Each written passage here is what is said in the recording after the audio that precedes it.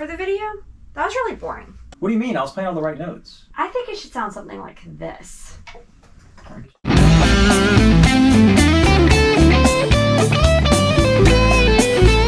Well, how do I do all that? It's simple. Just like this. Wait, it's that easy? Let me try.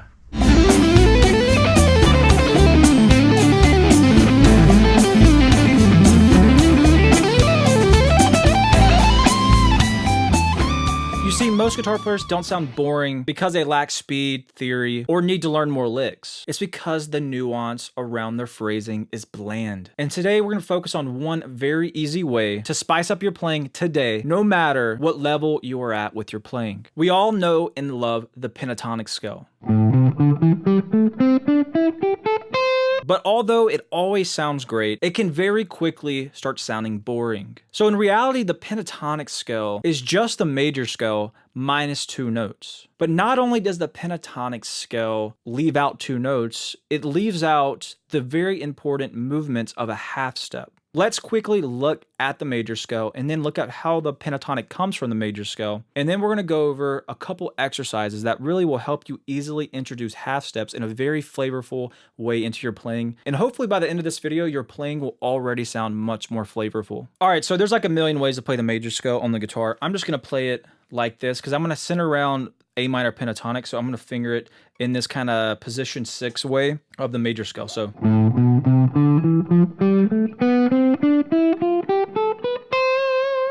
some of you might be like, that's the minor scale, but minor, major, same exact things. And the notes we're getting is A, B, C, D, E, F, G. A, B, C, D, E, F, G. A, B, C. And like I said, the pentatonic is all it's doing. It's removing 2 notes. It's removing our B note and F note, and leaving us with this.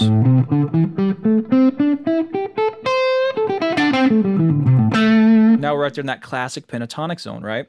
But what it did also by removing those 2 notes is it removed this half step movement.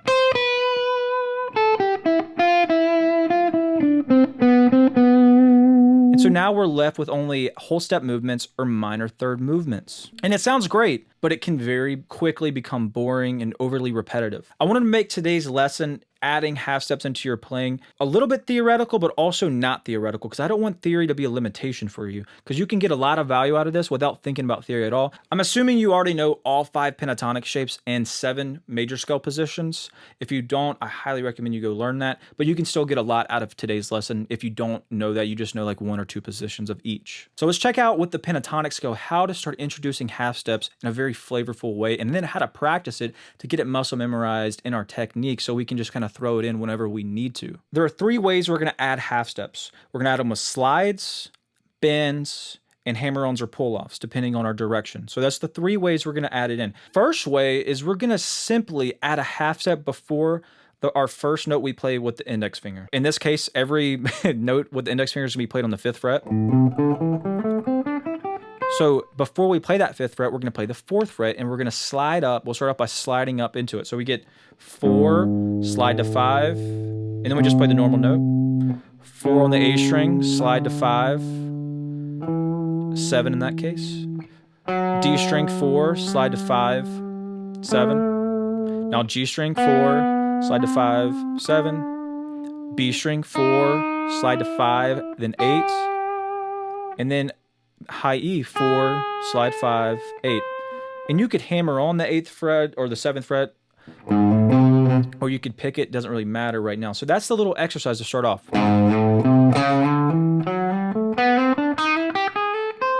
Is we're still just playing the pentatonic, but we're adding that slide in.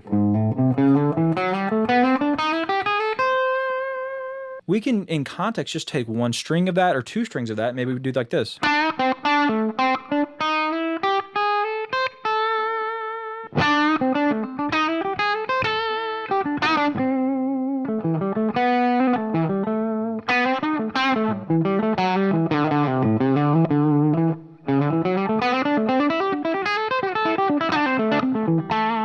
When you practice, you might want to go. And maybe that will work in context, but usually in context, we're just going to grab one string of that or two, maybe three at most, typically. That's with a slide.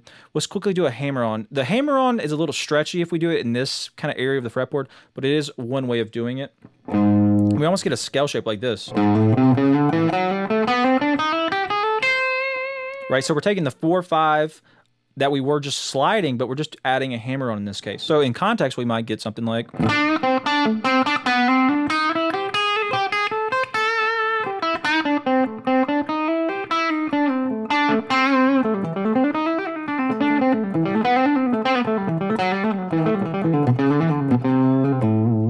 Before we move on, I wanted to bring up a very important point is this is using it more as a passing tone and not as like a melodic phrase note.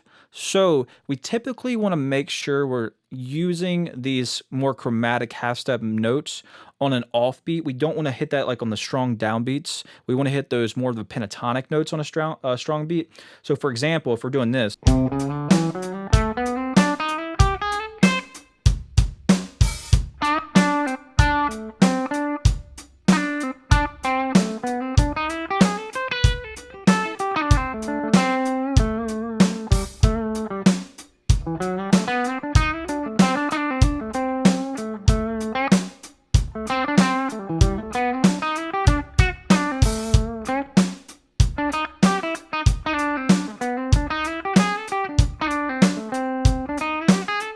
As you can see right there, I'm not hitting those half-step notes on strong beats. I'm saving more of the pentatonic notes on those strong beats. As far as using it as a passing tone, I think that's very, very important to realize. We don't want to be hitting these on strong beats. Now, we can get away with it sometimes, and that's something you have to experiment, but typically we're probably going to play it a little off in between the strong beats and still land on the pentatonic notes for the strong beats. All right, so the last way is bends. This is probably my favorite way, and it's the same exact concept, but we're going to do a half-step bend.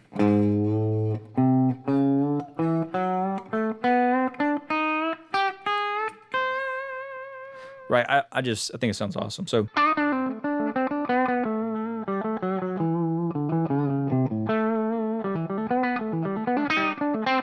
But to practice it, which is a little abstract with the bending here, we can still do the same exact thing. So I'm bending to the pitch.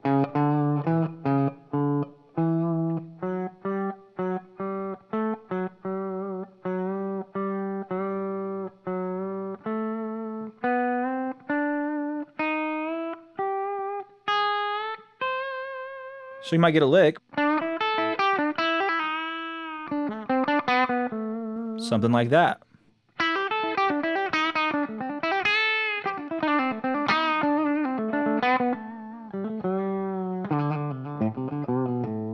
Practicing is a little abstract, but in context, it works very well, and it sounds awesome. I'm going to quickly demonstrate how to do the slides on every pentatonic position. I want you to practice doing this with all 5 pentatonic positions, the same concept. I'm going to run through it real quick with the slides, because that's very, very important as well.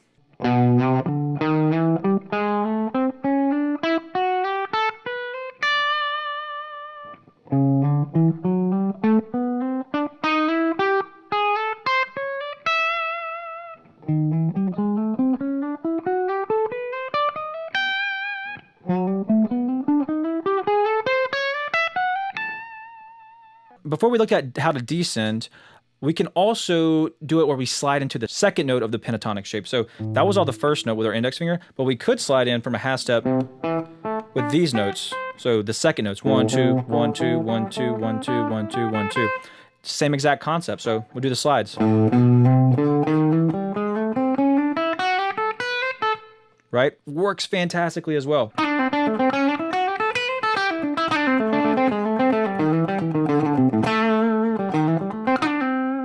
Or you could slide one fret above down. So for example, the G string, 7th fret, we can go from the 8th, slide back. Same thing with the D string.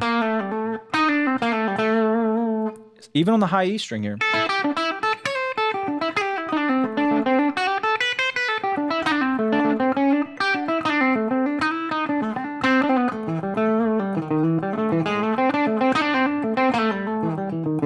Right, we start doing the bends.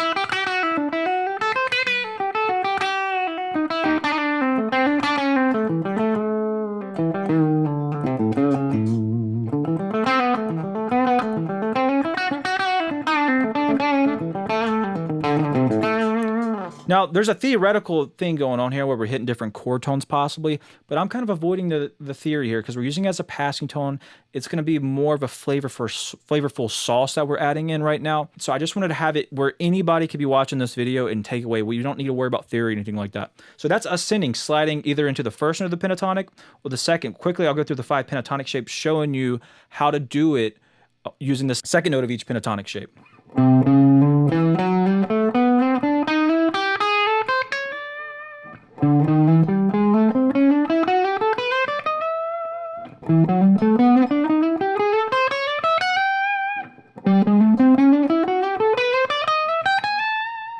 All right, now quickly the same thing but descending, same concept. So we have the slide where we do this.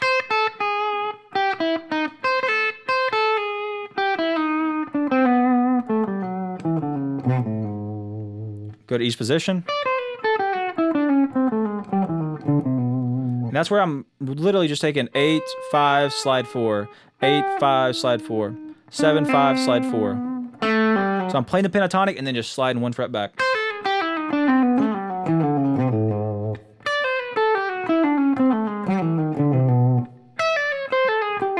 Oops.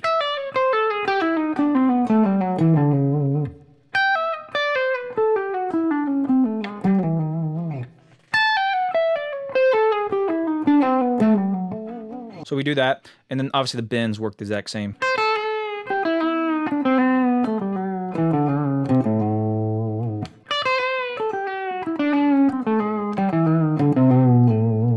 All right, so that's step 1. Do that in every pentatonic shape. Get that really down and start incorporating that into some of your licks. If you want tab for today's lesson and also 3 bonus licks that you can apply to your playing using these strategies, check out my Patreon. The link is down below. For just $2 a month, you can get tab for all of my YouTube videos, plus some bonus lick lessons. All right, concept number 2 is just like what we just did. It's actually probably a little bit easier, but I'm gonna assume you already know the major scale. So what we're gonna do is, I call this filling in the gap strategy with the major scale. I'm gonna take the 3-note per string major scale shapes, and all we're gonna do is fill in the gaps. With, like I said, we're going to fill it in with slides, hammer on and pull-offs, or with bends. But first, let's see in context what we talked about previously with the pentatonic will sound like in context over a backing track.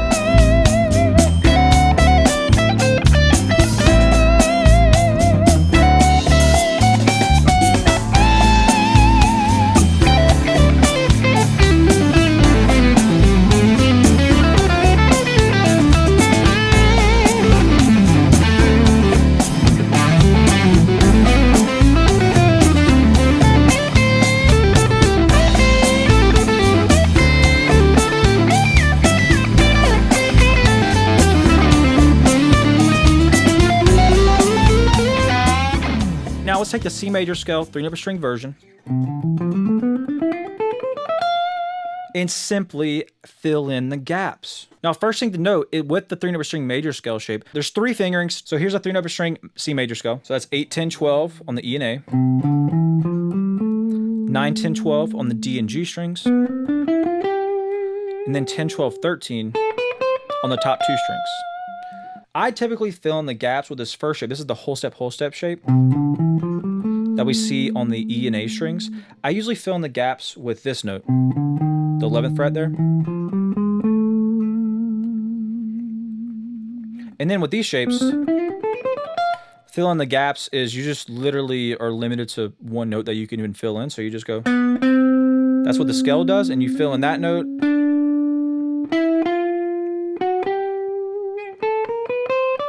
So now we have this very abstract chromatic scale almost, which is obviously not exactly how we're going to use it, because that'd be very obnoxious in a way to always play it like that. But we're going to take the scale and still anyways practice.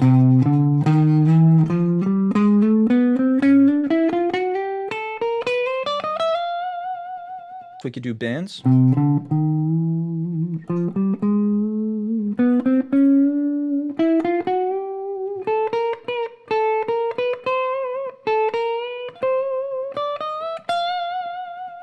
When we're using that scale, we can fill in, like, so we're right here.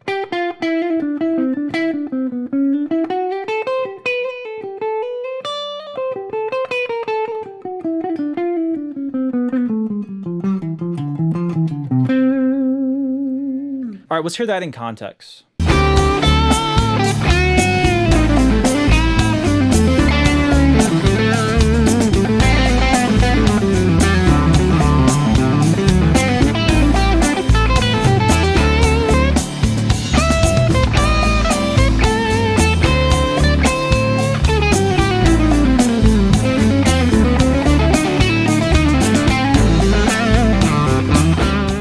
And whenever I'm using that shape, I'm either just doing it kind of pick the first note and then hammer on pull off the rest, or I might alternate pick all of them,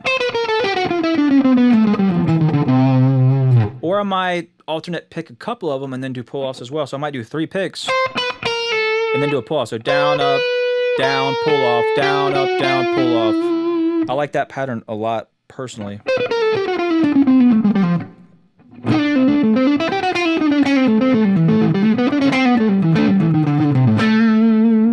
Right, and then we can throw in those bands.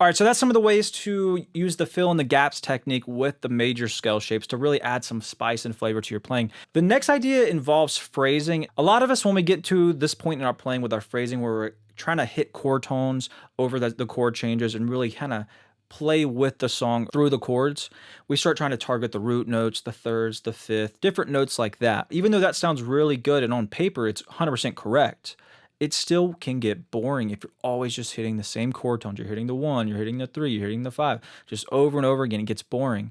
So one goal I highly recommend you try is how can you phrase over the chords using half-step movements. Now, will it always work out? Not exactly. It might even be better if you can't move a half step to hit the chord tone. Maybe you find that staying on the note you're at is actually better. And it might be like a 9, or it might be a 6 or a 7. It's going to add a lot of spice to your phrasing than just always hitting the same chord tones over and over again. So for example, say there's a progression. This was a very obvious, easy one. A minor to D minor. Well, if I hit the root notes for phrasing purposes, obviously we hit A note to D. So it might be something like, which is pretty boring, right? We could spice it up and hit maybe the third of the A minor, which is a C note, and then walk up to the root note of the D minor. So I might get like, that's a little bit better, a little bit more flavorful. What if we walked up, we hit that same note over the A and then walk down, there we go, over the D there. So instead of hitting the obvious 1 or 3, we walk down to this B note, which is a little bit odd, right? But it sounds kind of cool. Maybe the next phrase we hit the root note, maybe go.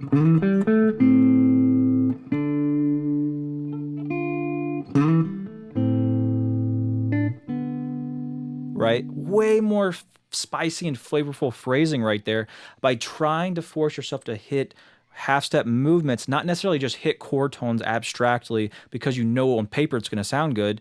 That gets boring too. Just like not playing with half-steps and only playing the pentatonic sounds good, but it gets boring. Try to only use half-step movements, or maybe don't even move at all to change chords. So might even do this.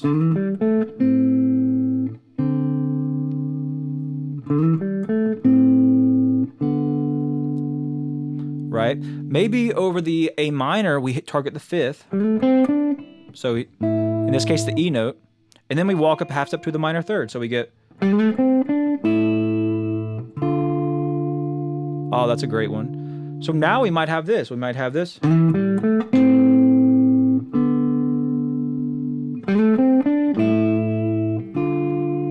Oh my gosh, that's so much more flavorful than just like.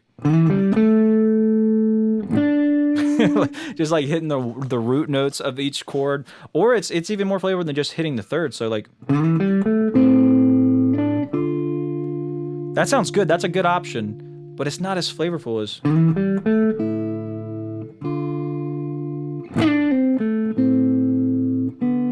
Oh, that's so flavorful. And it's just prioritizing whenever you can, half steps, or maybe even not even moving. Try to fight the urge to just jump massive intervals to hit these chord tones, and try to find these common tones and half step movements to get your phrasing where you want it to be. All right, there's a lot I could say on that topic. It really is going to take you sitting down and experimenting and trying to see where you can prioritize these half step movements for your phrasing, but it's extremely overlooked. Yes, as we're progressing with our soloing and our phrasing, we want to start hitting chord tones and really making those land. And they sound good, but just like anything else, it's going to sound boring over time. So this right here, trying to force those half step movements for your phrasing, you know, still have your other ways of phrasing, but if you introduce that, it's going to make it way more interesting, way more flavorful, and it's going to really stand out to you and the listener's ear. All right, the last thing, I'm going to show you guys 3 licks that incorporate these different concepts so you can bring them into your playing. All right, here's lick number 1.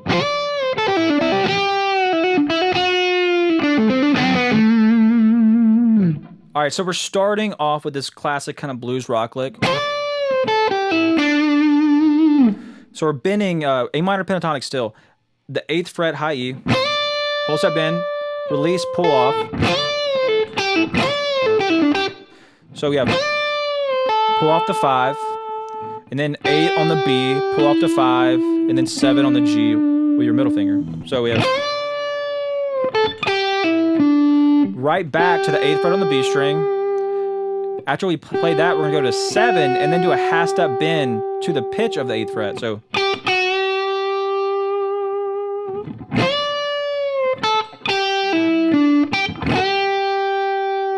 we're gonna release that, pull off to 5,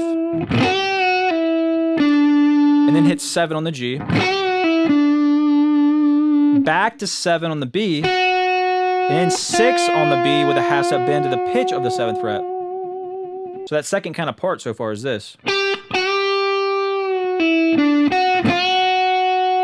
Release that, pull off 5. Then we go G string 7 to D string 7. To back to the G string, 5, 7. Then we go to the 4th fret on the G string. Pick that, half step bend, release back down, and then resolve to the A note on the 7th fret D string. So everything slowly.